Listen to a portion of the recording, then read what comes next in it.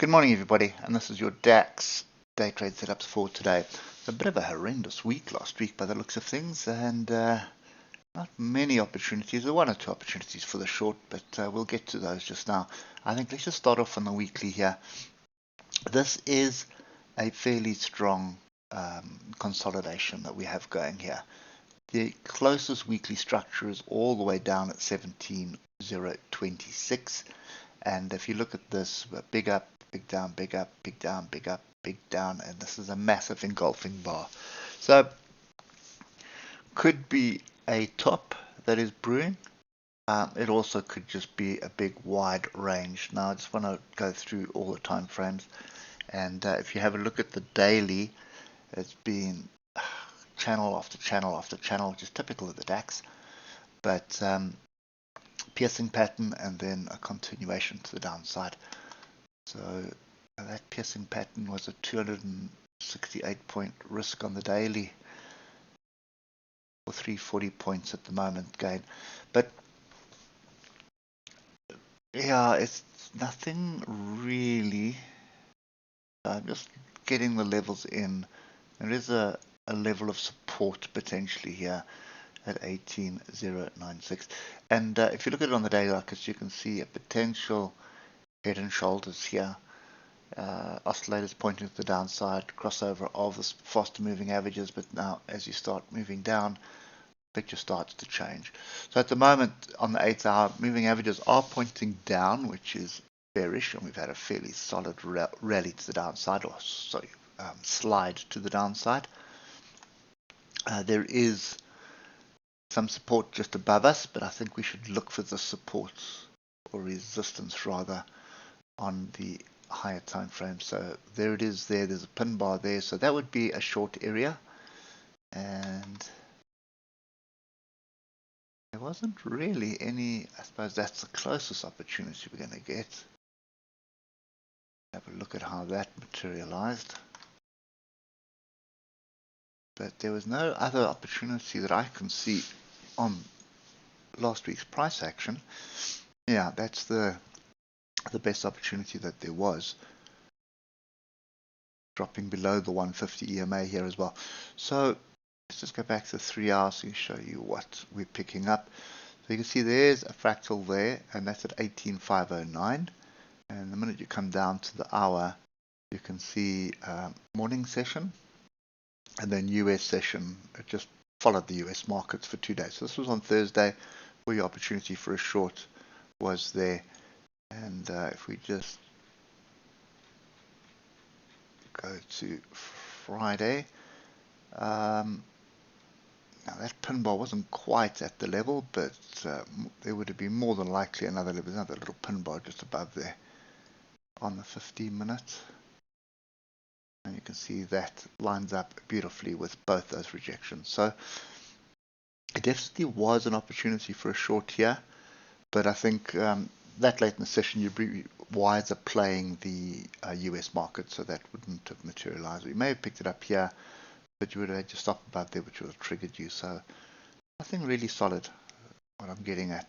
I'm a bit skeptical of just jumping in short at the moment. Just look at what happened on Friday. These tails here all indicate that there are buyers coming in. The buyers are seeing value at 18,150. It is earnings season. Earnings season really kicks off this week. Some big names that are releasing their earnings this week. So lots of political noise at the moment. China did cut their interest rates last week, but that hasn't impacted the markets just yet. And then you've still got the wars in the Ukraine, Russia, Israel, and then Israel launching attacks on Yemen. So there's a lot of chaos happening, and don't forget the Trump attempted assassination as well. So there's a lot of there's a lot of chaos in the markets at the moment, in the world in general. And I think that is something which you do need to pay very, very close attention to, because that is going to impact the markets. The fact that gold is shining at the moment is just indicating people are going into safe havens, putting their money where it's safe, rather than risking it in shares at the moment. So there's no buyers. There are profit takers at the moment, but I think there's still a lot of people that are holding on to stocks. I mean, I for one am holding on to stocks. I'm not panicking just yet. This to me is a healthy pullback.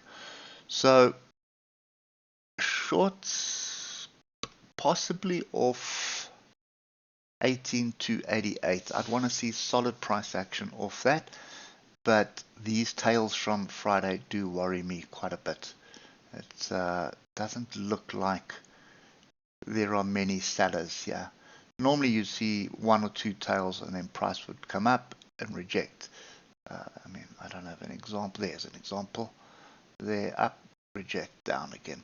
So this kind of setup with all these tails here, although we could argue it's replicated there on 17th.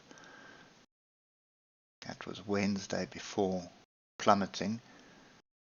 I'm just not entirely convinced. If you just come back to the daily here, you can see that a lot of chaos in between 18,288 and 18,096. So this is a strong area of support that's just below us. So dropping below the lows of last month, and if you look at the monthly, you can see crossover of the oscillators, and it does look like, you know, there's potential for a move down, but we'd need to close below the lows of the last 2-3 months quite convincingly. Then I would argue that you have a strong possibility of a move, deeper pullback, possibly all the way down to 16,300. But that's still a way off. So for me today, I'm a little bit cautious about this.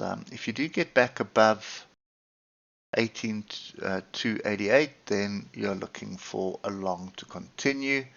The other alternative is rejecting that area, but then you're back above the moving averages on the 15 minutes. So a bit of a touch and go situation.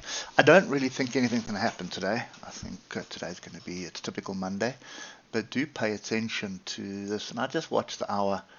You know, if we do get back above 18,288 and start building a base there, I'd start looking for the moves to the upside. Don't think this is a fall. I just think it's a healthy pullback at the moment. Okay, that's kind of my view for today. I hope it helps, but be very cautious. If you do get in, get those stops really tight and keep the position size manageable. And we'll catch up with you tomorrow. Cheers for now.